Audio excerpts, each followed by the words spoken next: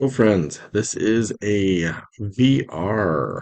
So, Value Vintage Cards finally getting around to submitting the VR for Mark Dodgers cards to celebrate another milestone on his channel and to celebrate some of our friends in the community, um, and to celebrate the Hall of Very Good. So, I've been working on this for a little bit and had to do a little bit of adding to the collection just to be able to do this video because I knew who I wanted. I just didn't have what I needed to make this video. So here we go.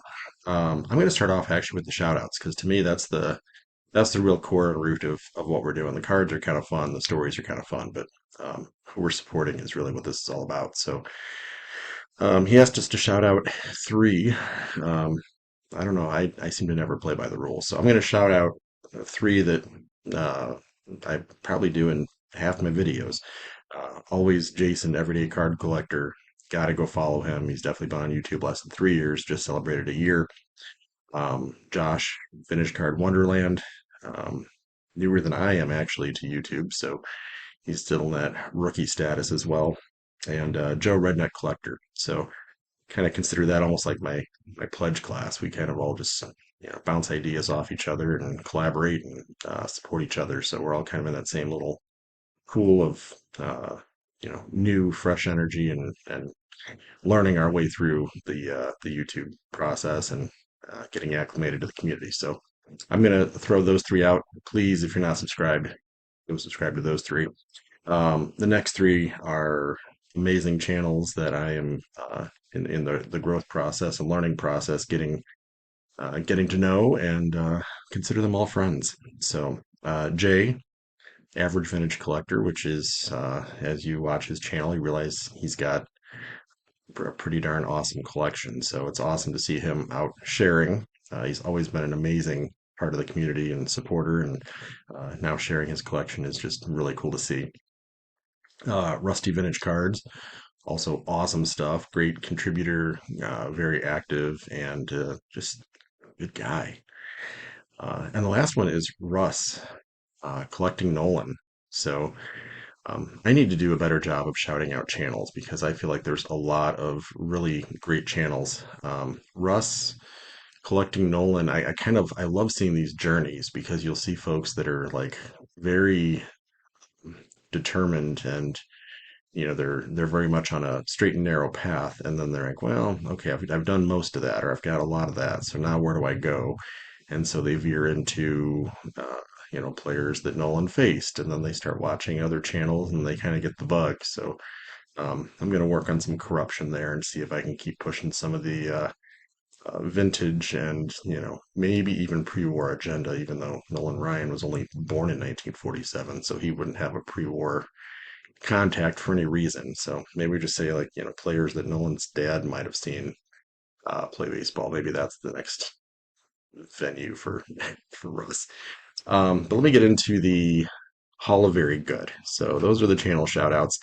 Hall of Very Good, I'm going to go in most recent to oldest rundown. I'm going to pick for my team. That's really the hardest part for me. Um, I would claim a lot of different teams because I'm more of a player fan. I'm a player collector. So I always grew up kind of cheering for multiple players, regardless of team they were on. But I guess at the end of the day, you got to pick one. So I'm going to go with the White Sox. Cubs, Sox, Braves. I could probably pick any of those and be happy. So I'm going to go with the Sox. I found some interesting players. I have three to share, and I'm going to argue they're almost the exact same player. So I don't know if uh, it's just time machines or what's going on, but it is almost the exact same player. So the first player I'm going to share just some quick stats. He has a 59.1 WAR. That's kind of Hall worthy, maybe. 214 and 160 career, 381 ERA. He pitched for 16 seasons. This is what gets really, really interesting. So his average season, if you look at his record, would have been 14 and 11. So obviously a 381 ERA would have been his standard and norm. His ERA plus, just to give you a little perspective of because obviously era matters, was 117. So keep that in mind. 14 and 11. He's about three over 500 every season with win-loss record. And again, White Sox weren't exactly juggernauts for most of these years, so that's not bad. And his ERA plus is solid. But player one, contribution one, Mark Burley. And this is the one I had to wait on. I think this is a 2000 Fleer. I don't even know. I just don't do these modern cards. I don't know enough about them. So that is what I would contribute for player one. Burley is probably not a Hall of Famer. He's never really had the peak. He never had the dominance. He didn't have the fastball. He was Mr. Consistent. He was going to give you the innings. He was going to give you a winning record. He was going to keep you in most of the ball games. He was a really, really good player. Um, almost definition of what you say with crafty lefty. Didn't do it on stuff. Wasn't overpowering. Just a really good player. So probably a statue worthy kind of career with the White Sox mostly. And yeah, just solid, all of very good. Second player, he has a 53.2 WAR, career win-loss record of 211 and 169, and a career ERA of 3.27. When you look at his 18-year career, his average record for a 162 game season would have been 14 and 11.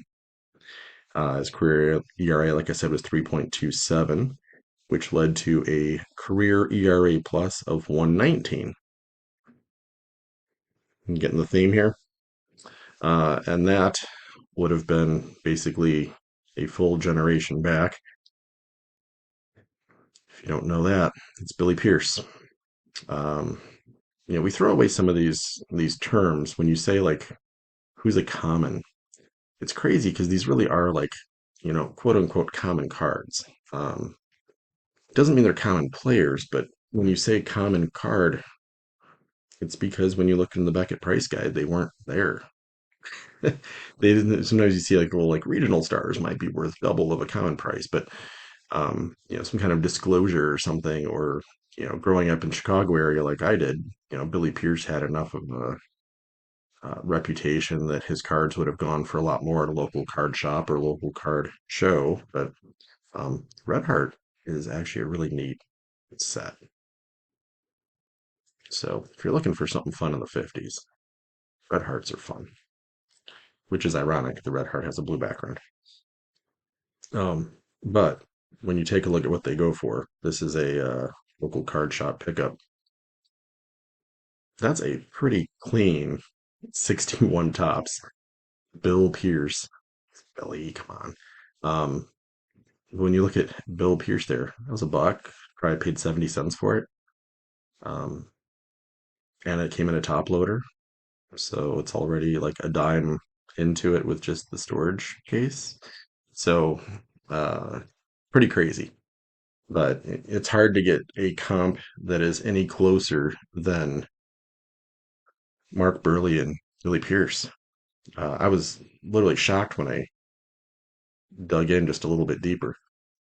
So let's go back another 50 years. Um, this player has a career WAR of 48.6.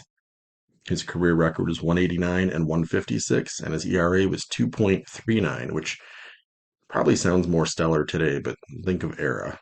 So his career ran from 1901 to 1913, so he wasn't dealing with 40 home run seasons. So different era, different season. Um, Burley was 14 and 11 in an average season. Pierce was 14 and 11 in an average season. This player was 16 and 13 in an average season. So two more wins, two more losses, three over 500. Solid pitcher. I gave his ERA 2.39. His ERA plus was 113. So where are we at? 117, 119, 113. They're all really, really good what's crazy is they're all really, really good left-handed pitchers for the Chicago White Sox. It's Doc White. If you're not as familiar with Doc White, um, he's one that I would definitely say is a Hall of Very Good. It's a T206 card. Really cool image. That's one of the reasons I wanted to snag that one. This is the one I've shown this before. Somebody did some math problems on the back, and looks like mathematically they're correct, so I don't mind having the card. But the Doc White, um, when you put those three together, it's like every 50 years, the White Sox are going to have a 3 over 500 left-handed pitcher that's, on some occasion, all-star worthy. They're all kind of in that, few peak seasons that are never starting an all-star game, but they're on the team. A lot of seasons that are a couple games over 500. They're innings eaters. They keep you in every game. None of them played for teams that were, dominant for a 10-year run, so they don't have kind of the let's call it like an Andy Pettit kind of benefit where, all played for a lot of great teams. So you can go out there and have a little bit higher ERA and still, make the All-Star team and still have a solid winning record. They didn't get that benefit. So some good teams in there, some playoff contending and league leading kind of teams, but to see those three careers side by side by side, I was like, the same darn guy. It's pretty crazy. So I just wanted to share that. Wanted to shout out some of my friends in the community and contribute to Mark's celebration and VR challenge. I will see you guys on the next one. Take care.